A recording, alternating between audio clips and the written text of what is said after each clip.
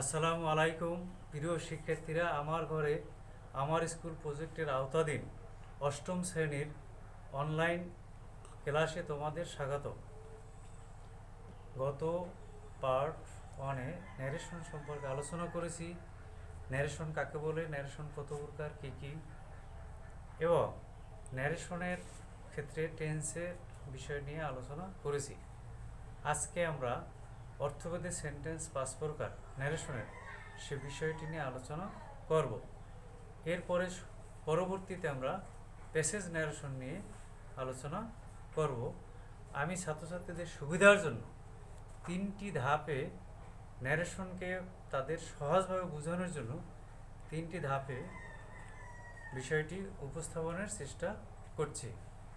আমরা জানি there are very weak students in English because it is not our mother tongue or language, so they can easy way learn from me.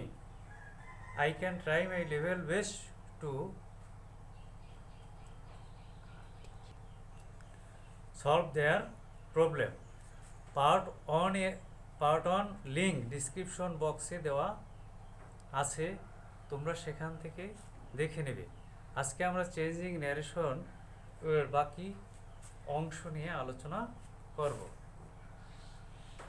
Changing ন্যারেশনের পরিবর্তন।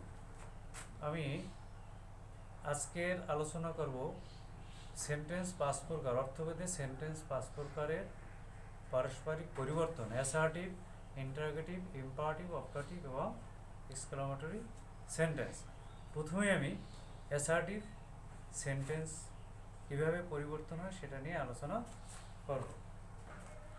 Assertive sentence changing ন্যারেশনে assertive sentence reporting verb এবং reported speech এর comma, inverted comma উঠে যাবে এবং তার পরিবর্তে conjunction that বসে।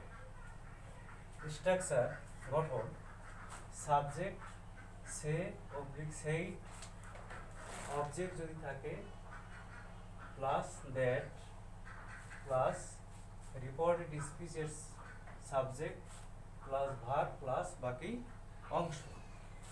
যেমন direct narration, he says I am ill, সে বলল আমি অসুস্থ।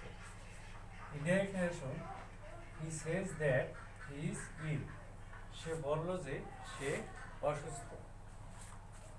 তাহলে এখানে আমরা দেখতে পাই যে প্রথম সেন্টেন্সে দুটো অংশ থাকে, একটা হলো রিপোর্টিং ভার্ব আর হলো রিপোর্টেড স্পিচ।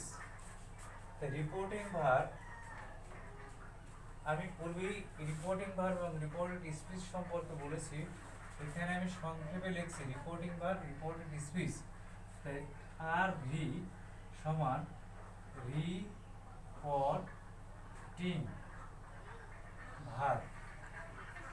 এটা সংক্ষেপে আমি লিখতে পারি রিপোর্টিং এর আর এবং ভার্বের বি। তাই সংক্ষিপ্তকরণের জন্য আমি লিখতে পারি আর বি।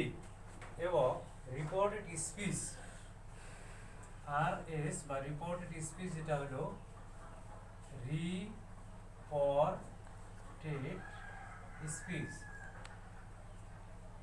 তাহলে এটারও আর প্রথম অক্ষর এবং এটারও স্পিচের প্রথম অক্ষর এস। তাই আমি এখানে লিখতে পারি যে রিপোর্টিং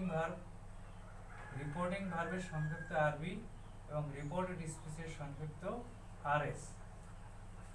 তো বোঝার সুবিধার জন্য আমি এখানে সংক্ষেপ করে লিখলাম, যেহেতু পুরোটা লেখা সম্ভব না। তাহলে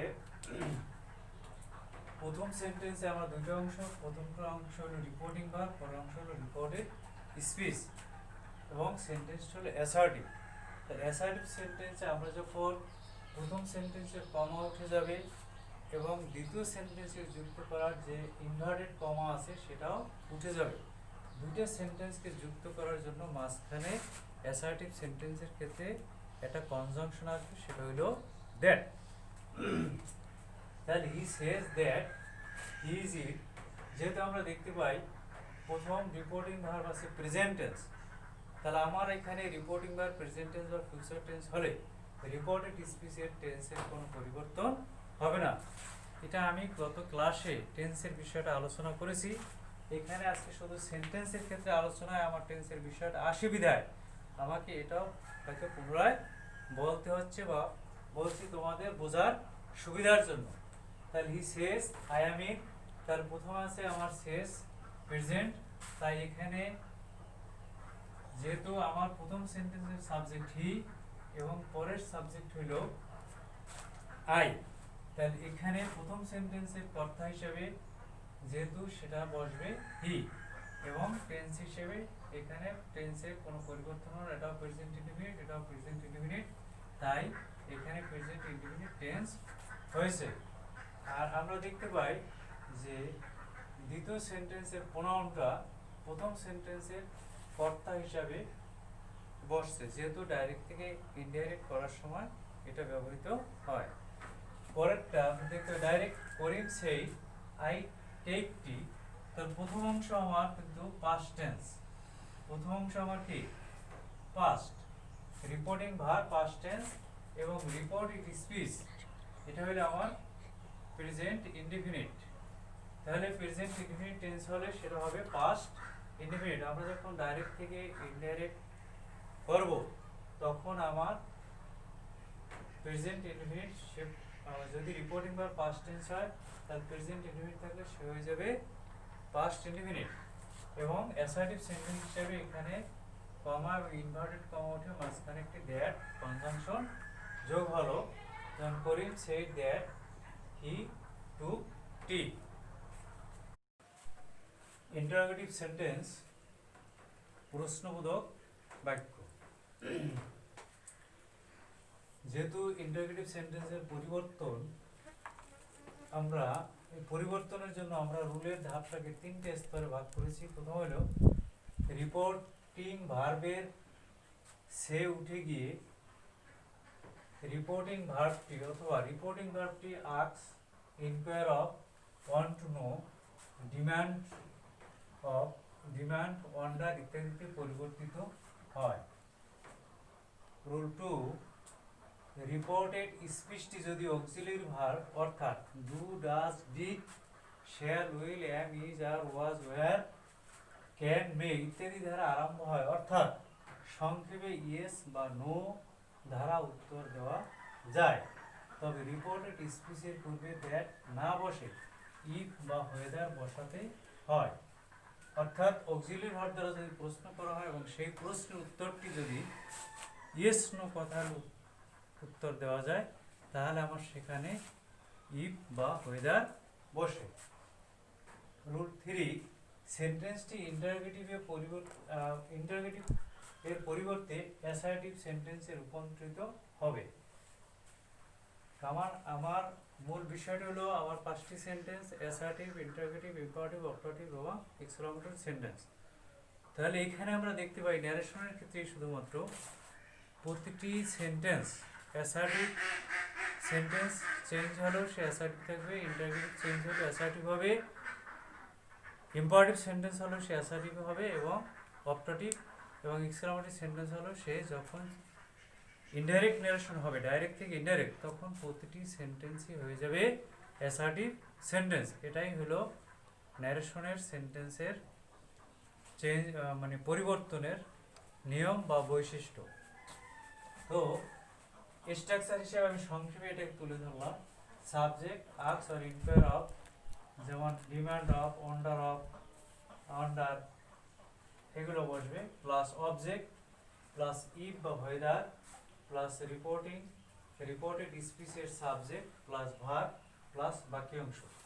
তাহলে এখানে ইফ বা হোয়েদার আমার এখানে যদি ডব্লিউ এবং এইচ ওয়ার্ড হয় তাহলে সেখানে কিন্তু এবং কোশ্চেনটি যদি আমার ইয়েস নোতে না দেওয়া যায় তাহলে সেখানে ডব্লিউএইচ ওয়ার্ডগুলো বসবে।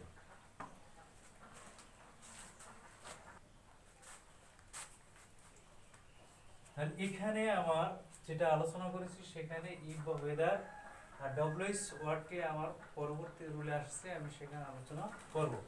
তাহলে আমরা এখানে যেটা পেলাম, subject plus asks inquire of object if বা ওয়েদার রিপোর্টেড স্পিচের সাবজেক্ট প্লাস ভার্ব প্লাস বাকি অংশ। ইন্টারগেটিভ সেন্টেন্স উদাহরণ ডাইরেক্ট থেকে ইনডাইরেক্ট, যেমন Rabeya said to his sister will you go to market. Rabeya তার বোনকে বলেছিল তুমি কি বাজারে যাবে। আমরা দেখতে পাই যে রাবেয়া যে তার বোনকে তার প্রশ্ন করেছে তুমি কি বাজারে যাবে। এই প্রশ্নের উত্তরটা আমরা হ্যাঁ এবং না, অর্থাৎ রাবেয়া বাজারে গেলে বলতে পারে হ্যাঁ, অথবা বাজারে না গেলে বলতে পারে না, সে যাবে। এখন যদি কোনো প্রশ্নের উত্তরটা আমার ইয়েস নোতে দেওয়া যায়, তার সেই প্রশ্নটার কনজাংশন হিসাবে ইফ বা ওয়েদার বসে। To her sister will you go to market. তার রাবেয়া কোশ্চেনের জন্য এখানে সেই কি হয়ে গেল asked. Rabeya asked her sister if she would go to market. এখানে পার্সনের পরিবর্তন হলো এবং ইউ শি হইল। Rabeya asked her sister if she would go to market. যদি প্রশ্নের উত্তর ইয়েস নোতে দেওয়া যায় তাহলে কনজাংশন হিসেবে এখানে ইফ বা ওয়েদার বসে। দ্বিতীয় বাক্যে the teacher said to Rajiv have you learned your lesson. শিক্ষক রাজীবকে বলেছিল তুমি কি তোমার পাঠ গ্রহণ করিয়েছো। তার প্রথম অংশ আমার পাস্ট টেন্স রিপোর্টিং ভার্ব এবং দ্বিতীয় অংশ আমরা দেখতে পাই প্রেজেন্ট পারফেক্ট টেন্স। তার প্রেজেন্ট পারফেক্ট টেন্স হলে টেন্সের আলোচনা পূর্বেই করেছি, তারপরেও যেহেতু এখানে প্রেজেন্ট পারফেক্ট টেন্স হলে সেটা হয়ে যাবে পাস্ট পারফেক্ট টেন্স। তাহলে আমরা লিখতে পারি যে the teacher asked Rajib, teacher asked Rajib have you learned your lesson. তাহলে have you learned your lesson এই কথাটির উত্তর সে হ্যাঁ এবং নাতে দিতে পারে। এই জন্য আমার এখানে কনজাংশন হিসেবে আমার কি বসছে ইফ। তাহলে রাজীবের প্রোনাউনটা আসবে কি হি। তাহলে যেহেতু he had learn his lesson, তাহলে the teacher asked Rajib if he had learn his lesson. আরেকটি বিষয়, সেড টু এর পরিবর্তে আস্কড বসে, যেহেতু এখানে টু বসবে না, টু আমরা যখন ডাইরেক্ট থেকে ইনডাইরেক্ট করবো তখন টু বাদ যাবে বা টু উঠে যাবে। আজকের আলোচনা আমি এখানেই সমাপ্তি করছি। আমি মনে করি যেহেতু ন্যারেশন ছাত্রছাত্রীর কাছে একটি কঠিন অধ্যায় বা বিষয়, তাই আমি এটার বাকি সেন্টেন্সগুলো আজকে আমি আলোচনা করছি চেঞ্জিং সেন্টেন্স, ন্যারেশনের চেঞ্জিং, অ্যাসার্টিভ এবং ইন্টারগেটিভ। তা পরবর্তী ক্লাসে আমি ইম্পারেটিভ, অপটাটিভ এবং এক্সক্লামেটরি সেন্টেন্সের চেঞ্জিং ন্যারেশন নিয়ে আলোচনা করব। তাহলে today is no more, thank you all, see to again if I alive in the world. আল্লাহ হাফেজ।